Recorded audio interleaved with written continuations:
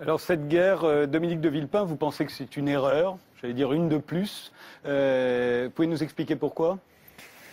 Les interventions militaires, quand elles sont circonscrites avec un objectif ciblé, limité, peuvent être efficaces et elles font partie de l'arsenal que toute démocratie doit être capable d'utiliser dans certaines circonstances, avec raison et de la façon la plus maîtrisée possible. Mais dans le cas présent, nous sommes engagés, et le chef de l'État l'a dit de la façon la plus claire, les Américains le disent de la façon la plus claire, dans une guerre contre le terrorisme. La guerre contre le terrorisme ne peut pas être gagnée. On ne peut même pas donner de pourcentage. L'échec est annoncé. Pourquoi ? Parce que le terrorisme est une main invisible, mutante, changeante, opportuniste.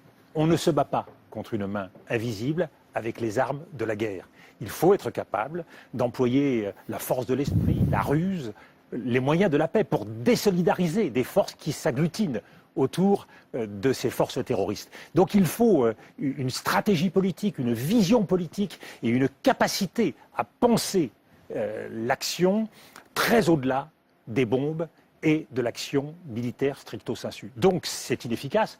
Tout ce que nous savons, il n'y a pas de contre-exemple, tout ce que nous savons de ce type de guerre menée depuis des décennies, et en particulier depuis l'Afghanistan, a conduit à l'échec. Il n'y a pas d'exemple aujourd'hui, Afghanistan, Irak, Libye, qui ne conduisent pas à davantage de guerres et davantage de chaos. Nous sommes donc dans la situation où, par la guerre, nous voudrions faire mieux que lors de la précédente guerre que nous avons menée.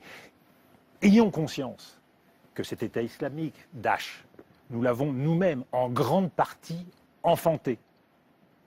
De guerre en guerre, de cette guerre de 2003, du départ de 2011, du lâchage des rebelles syriens, il y a un cercle vicieux dans lequel nous nous sommes enfermés. Et par ailleurs, non seulement c'est inefficace, mais c'est dangereux.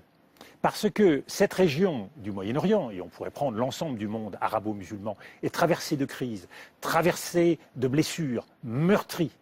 Il est en plus en profonde crise de modernisation, avec en son cœur une crise sociale qui frappe violemment les classes les plus défavorisées et les classes moyennes, du fait de la corruption, du fait de la rente pétrolière, et qui est marquée de profondes inégalités. Une grande partie des djihadistes viennent de ces classes moyennes.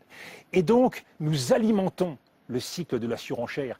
On veut croire que les images d'horreur que nous voyons malheureusement de ce côté-ci sont des repoussoirs. Mais ce sont aussi des phénomènes d'aimantation pour certains. On ne voit pas les mêmes images de l'autre côté de la Méditerranée. On ne voit pas le même spectacle, on ne les interprète pas de la même façon parce qu'il y a des identités blessées. Et ce qui est vrai là-bas est malheureusement aussi vrai chez nous.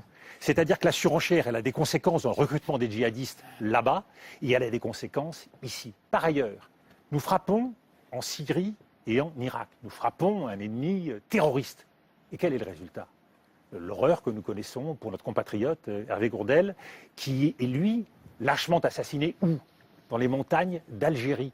C'est dire que demain, toutes ces minorités qui brandissent l'étendard de l'islam, agissent au nom de l'islam. Ce n'est évidemment pas l'islam le problème, c'est le drapeau de l'islam qui est brandi.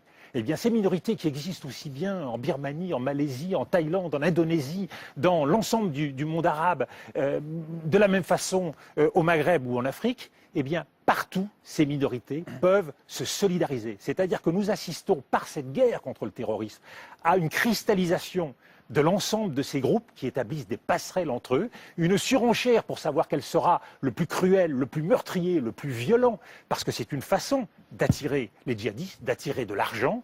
Et au-delà de cela, donc, il y a une course vers la mort, une course vers davantage de djihadistes qui est effroyablement dangereuse pour nous. Et je voudrais terminer en disant, je veux bien faire le fanfaron ce soir. J'aimerais pouvoir dire que nous sommes prêts. J'aimerais pouvoir dire que nous n'avons pas peur. Mais c'est faux.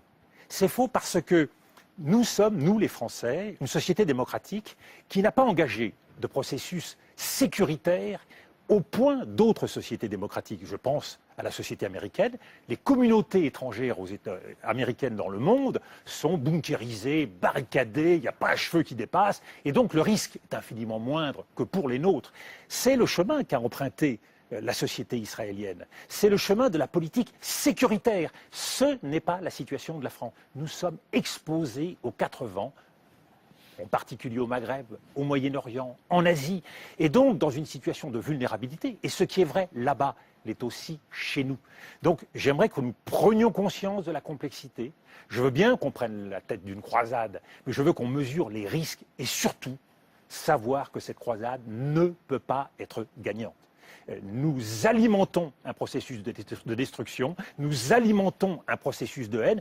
Et ce que je dis, ce n'est pas pour ne rien faire, car il y a évidemment beaucoup à faire, mais dans une toute autre direction, d'une stratégie politique, d'une stratégie d'accompagnement militaire, en mettant en avant ceux qui d'abord doivent réagir. C'est les pays de la région eux-mêmes.